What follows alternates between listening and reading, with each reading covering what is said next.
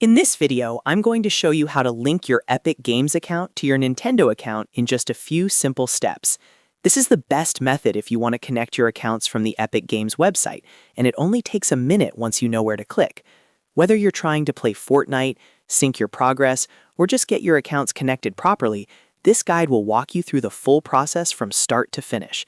If this video helps, make sure to hit the like button and subscribe for more quick tutorials like this. Alright, let's get into it. First, open your browser and go to epicgames.com. Once the website loads, sign in to your Epic Games account. Make sure you're using the correct account, especially if you have more than one. After you're signed in, look for your profile icon in the top corner and click it. From the menu, select Account. This will take you to your Epic account settings page. On the left-hand side, find the Connections section, then click Accounts.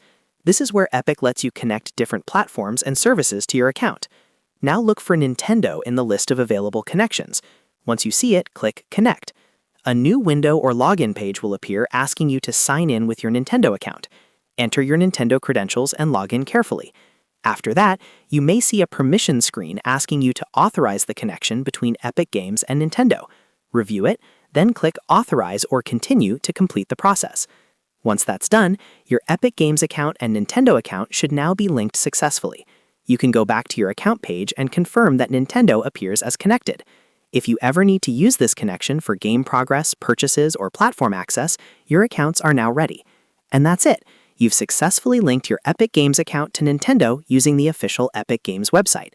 If this tutorial was helpful, don't forget to like this video, subscribe to the channel, and turn on notifications so you don't miss the next one. Thanks for watching, and I'll see you in the next tutorial.